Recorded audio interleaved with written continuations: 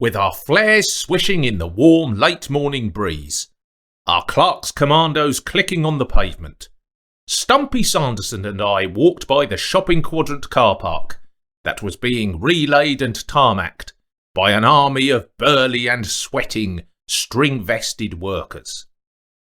Passing this rough-faced chain gang, we then turned and headed into the quadrant itself, brimming with excitement and anticipation.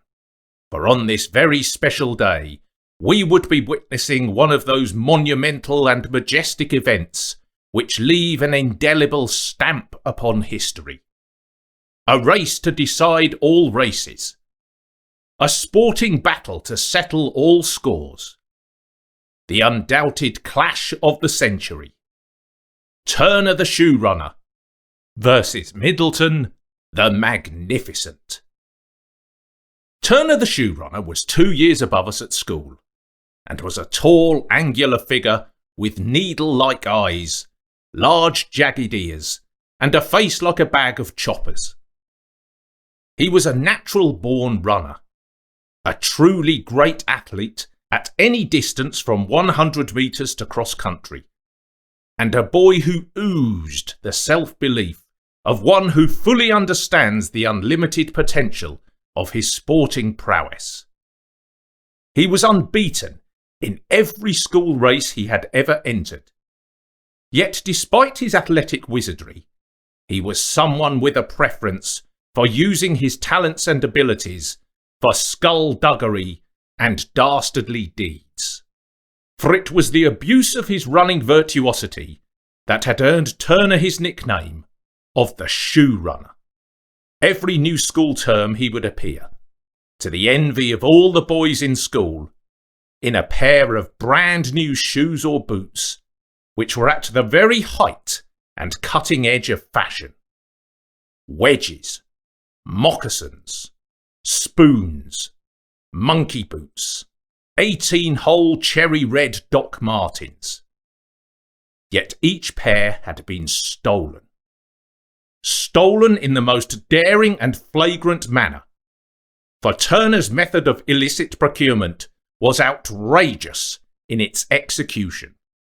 During a school holiday or at a weekend, with cocksure arrogance he would stroll into any one of the plethora of shoe shops in the town, a pair of battered and reeking old plimsolls on his feet.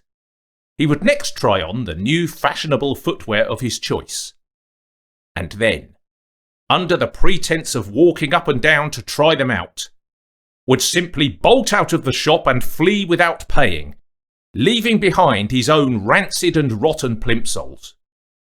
Only when they realised, too late, what was happening, would a shrieking shop assistant or a roly-poly shop manager give chase, but all in vain, as Turner would leave them trailing in the distance, like pugs chasing a greyhound. Over the years, Stumpy and I, along with countless others, had been lucky enough to witness these great shoe runs, as we saw Turner knock off one by one every shoe shop in town, until finally there was only one shop from which he had not yet attempted to liberate its stock. The ultimate Dunstable footwear emporium. Freeman, Hardy, and Willis. But then, at the start of his last year at school, the year when surely he would attempt to add Freeman, Hardy, and Willis to his scroll of conquests, a not inconsiderable boulder was hurled into Turner's sea of dominance. The arrival of a rival. A broad-shouldered figure with a lantern jaw, a chiselled conch of a nose, and an immaculately sculpted quiff. A boy with honour, truth, and goodness in his veins, and with a running mastery to match that of Turner. By delicious coincidence, a boy who had secured a part-time job at Freeman, Hardy, and Willis. A boy who became known as Middleton the Magnificent. For the whole of their one solitary year at school together, During games lessons, Turner and Middleton locked deadlocked horns in the torture gardens that were the cross-country course and the running field. During games lessons, in every race they ran, in every time trial in which they competed, the result was the same. Not a cigarette paper could separate them. In the school cross-country championship, there had never been a race like it, as they both ran shoulder to shoulder at breathtaking pace.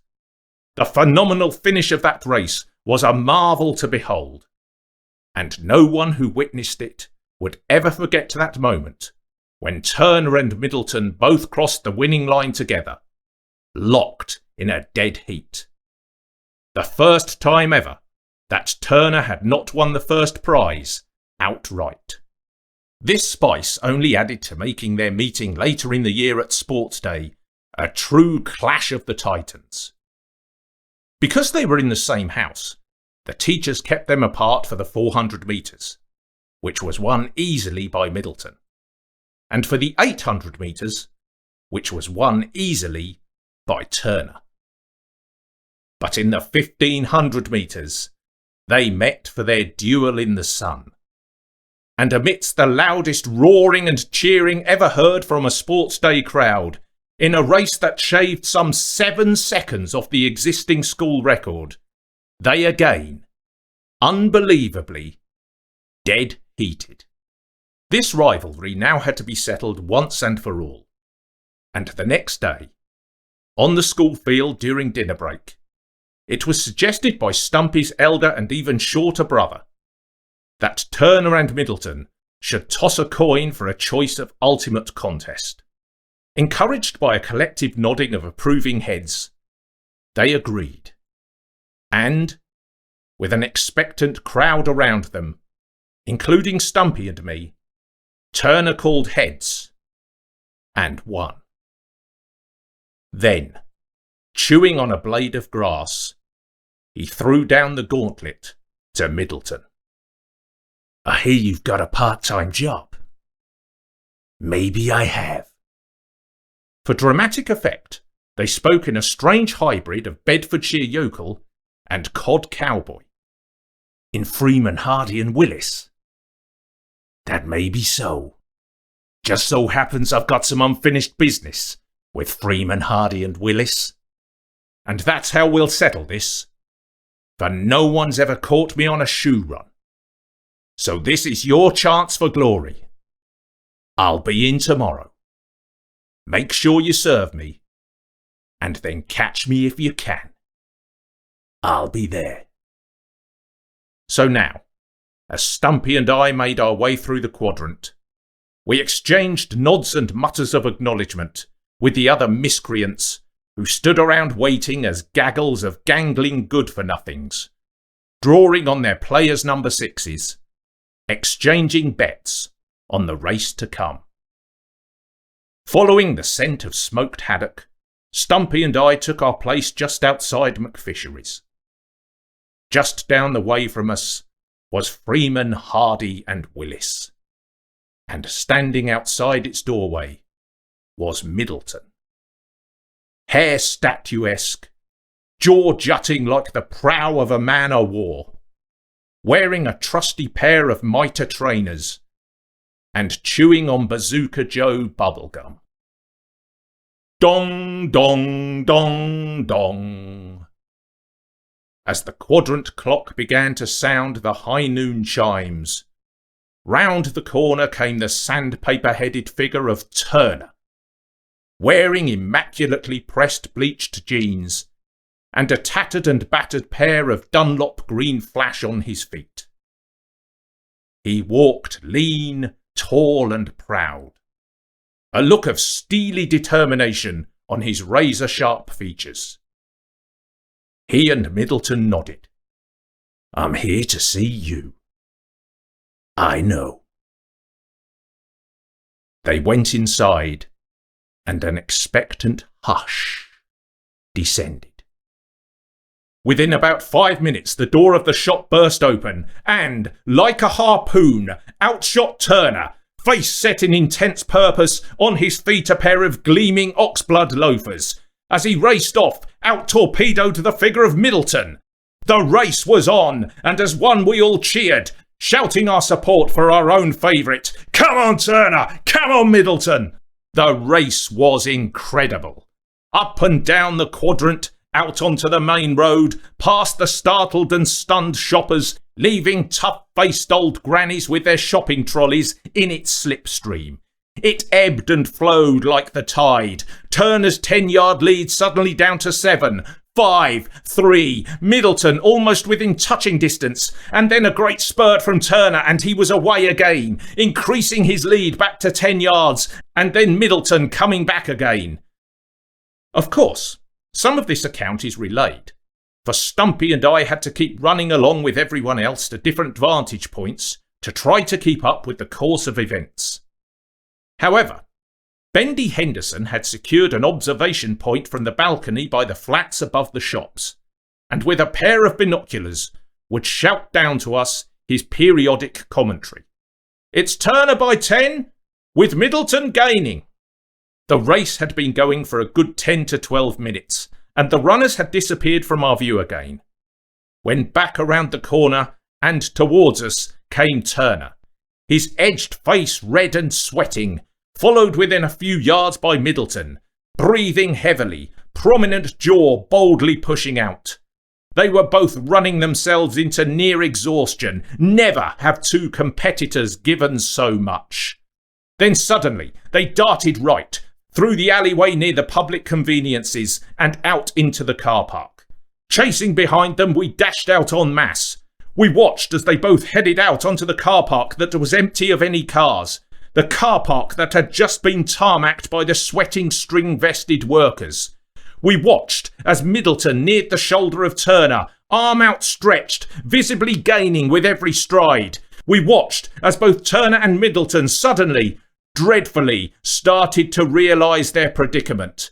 For now, some 30 yards or so into the car park, they had both begun to slow up, increasingly bogged down by the newly laid tar, each step they took producing an ever thicker clod of glutinous black stuff on their feet. As their pace tortuously and laboriously reduced to heavy lumbering, they then, as if in some slow motion nightmare sequence, began to ponderously and agonisingly grind to a near halt, sticking in the quagmire-like surface, two mastodons caught in the La Brea pits, yet still straining and grasping, Turner just ahead, Middleton reaching out. Just then came a slaughterer's roar. Oi, you two Herberts! Wait till we get our hands on you pair! Running towards Turner and Middleton on the pavement that ran by the side of the car park, like monstrous beasts of prey, was a group of furious workmen, shovels and pickaxes held aloft in their garrotters' hands, their Krakatoan faces steaming and seething with volcanic anger at seeing their finished tarmac masterpiece being desecrated in such a fashion. A footnote to this story is that a few years ago I was browsing in an exhibition at a modern art gallery and came across a large and unusual piece of sculpture by an anonymous sculptor that took pride of place in the exhibition. It was a piece showing a group of angry string-vested workmen shouting and waving tools in the air. Their attention was focused upon two figures, one reaching for the other, with what looked like goo-like material coming off their shoes. On the plinth of this sculpture was a gold-plated inscription, which read, "Not a cigarette paper could separate them.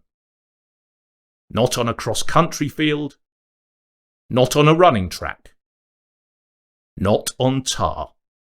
And my mind took me back to that unforgettable summer's day, and to those two great figures, now cast forever in bronzed immortality. Turner the shoe runner, and Middleton the Magnificent.